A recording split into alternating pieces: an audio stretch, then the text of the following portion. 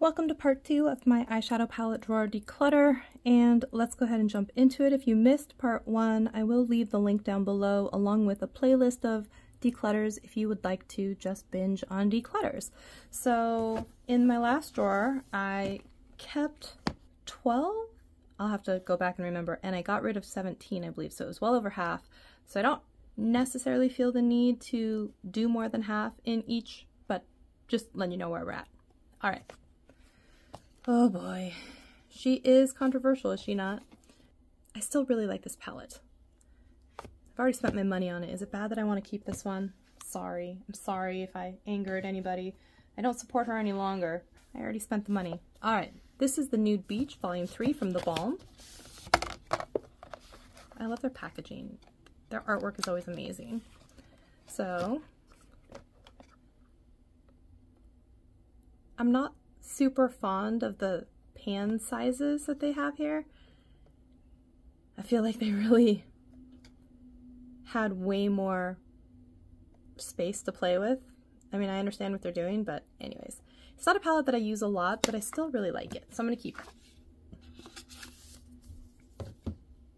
it. Okay. This is the Urban Decay Naked. This is the original. I bought this at the very end when they had that big, like, it's leaving forever, you better get it now or forever hold your peace. So I did get it now. It's a good palette.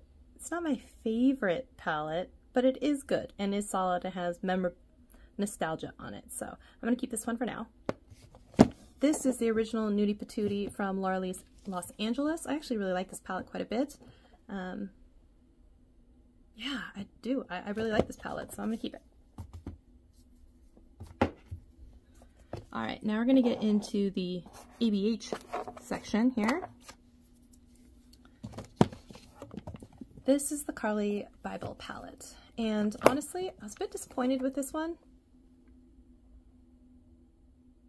There's nothing in particular that really knocked my socks off with this one, and I wanted to love it.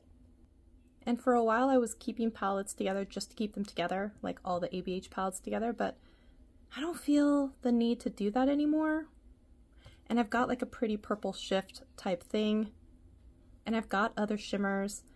So I don't think I really need this anymore, so I'm gonna let this go. Speaking of naked palettes, here's the Naked Urban Decay Cherry palette. I know I got this on a sale, because there's no way I paid full price for it, but honestly, it's fine, but it's not a color story that I use a ton, so I don't feel the need for it to hang out in my collection. Yeah, I'm gonna let this go. Next is the Norvina palette. I love purples. I thought this was going to be a very purple palette, and there are some purples in here. Is this the time I'm actually going to get rid of some of these palettes? Goodness, it might be. As much as I love purple, and I like this formula, it doesn't mean I have to keep this palette. I think I'm going to let this go too. Okay, Modern Renaissance. I know a lot of people really love this. To be truthful, I don't like all of the reds and the browns and the oranges in here. I just like the neutral kind of colors. So I never use this. I'm going to let this go. I cannot believe this. You remember in 2016-17, everyone raved about this palette. It was just the bee's knees. Okay, here are 3 that I absolutely refuse to let go though. And I feel good about keeping these 3. First is the Sultry.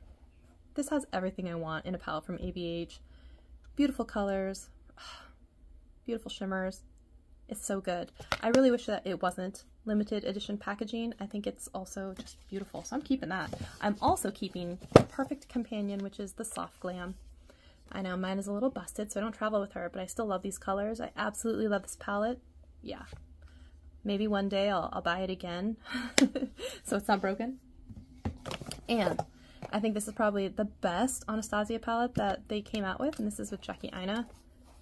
If I really wanted those deep, dark jewel colors and everything, I would go into this palette versus the Norvina palette.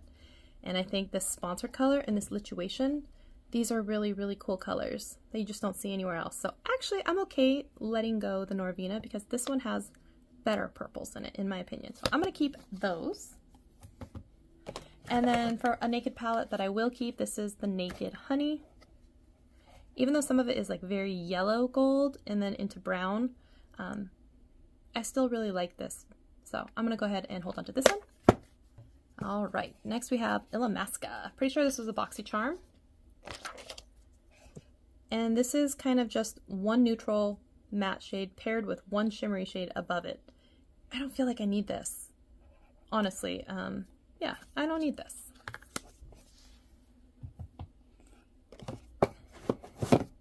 All right, I have two left of the Too Faced kind of tins, and this is the original chocolate bar. I really like this palette. I don't know why I don't use it more. I'm keeping this one, and I'm also keeping the Too Faced Sweet Peach. Remember when everyone lost their marbles over this? I understand why. It's a beautiful palette. I'm keeping this one too. All right, now reaching into the back drawer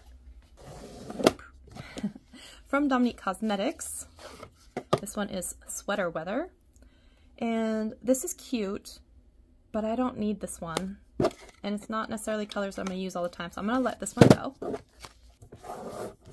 Next up from Zoeva is the Blank Fusion. This reminds me a little bit of that Naked Honey, and I've got a ton of these neutral kind of shades all over. I'm going to let this one go. Next up, the Essentials from Violet Voss. Pretty sure this was a BoxyCharm exclusive. I don't think I've ever really gotten to use this very much, except for this one color over here, Emerald, and I don't think I will. So I'm going to let this one go. And then here's the Essentials 2, which is purples, blues. That rose gold and bronze are pretty, but I don't want to keep it just for two colors. I'm going to let this one go too. And if you think I'm going to end up with only a ton of neutral palettes, I think you're right. I'm not mad about it either.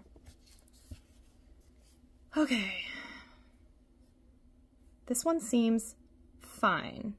Nothing to write home about, but all of these colors are present in the Naked palette, so I don't feel the need to hold on to this one. And this is like new. I don't think I've ever used this. Okay, don't come for me. This is old, but this is the Shade and Light. It's still a really good color story and palette. I'm sorry. It is all matte though. I do love more than mattes. Should I let it go? Maybe it's okay to hold on to. It took me so long to finally get this, and now I'm not even sure. I'm gonna maybe it for a second. All right. Magnify Eyes Reloaded Edition from Rimmel. There's nothing wrong with these. I just haven't used them. Oops. This reminds me of that Studio one that we just decluttered. There's some pretty colors in here. Wow, I really haven't played with this much. I'm gonna hold on to this one. But the jeweled with the greens and the yellows, I'm pretty sure I know myself well enough to know that I'm not gonna use those colors, so I'm gonna get rid of this one. Butter London, this was an Ipsy. I don't feel the need to hold on to this. In fact, I think I have a couple of them. Next is Golden Hour by Beauty for Real.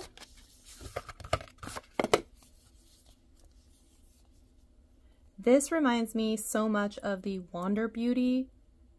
So much, actually. I wonder if that Wander Beauty's in the next drawer. It's pretty. Do I need this? Because the Wander Beauty I feel like is just like this. I'm gonna think about that. I need to compare it to the other Wander Beauty one. And then I'll decide of the two, I'll keep one of them. Oh, this is the Buxom, and it's kind of in a purple mauve type of family. I don't need this one. Loveless Mauves. These are all mattes, I believe, and some pretty colors in here. I'm going to hold on to this one though.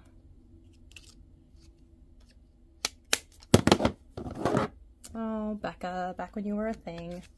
This is just a pretty neutral palette, all mattes. I don't feel the need to hold on to this. Becca's not even necessarily a brand you can buy from anymore, except for the collab with Smashbox for just a few products.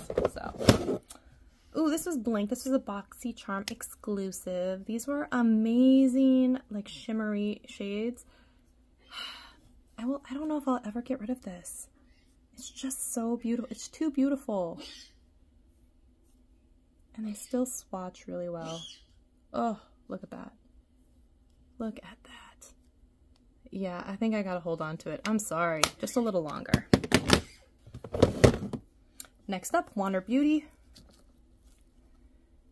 Oh, this isn't the one that I was referring to, but it is also in the same type of shades. I don't know if there's enough variation in here from the darkest to the lightest to everything else, so I think I'm gonna let this one go. This is the Day to Night, the Auto Balm from The Balm. And it has this black primer that you can put down and then intensify the colors. I never really did that, but do I want to hold on to this? No, I don't think I do. All right. House Laboratories Glam Room #1. I forgot I even had this palette, honestly. I remember you have to work these up quite a bit to have them show up on your skin. If you're into that kind of thing, then maybe you'll really like this one. I don't think I need this one. Do I? No, I don't think I need it. Next up, this is the Rose Gold from Ulta. I don't think I've ever opened this or used it, and I don't plan to do it now, so I'm going to let this one go. It's a BoxyCharm exclusive palette. They did Hello Charmer. And a couple of fun colors in here. Do I think that I will use this? Probably not, I never have, but ooh, that glitter's kind of fun. Maybe I'll change my mind on that. Just for that color. All right, I'll give you a try. That one's kind of fun. All right, I'll give it a try. All right, let's put back all the ones that I said we're keeping.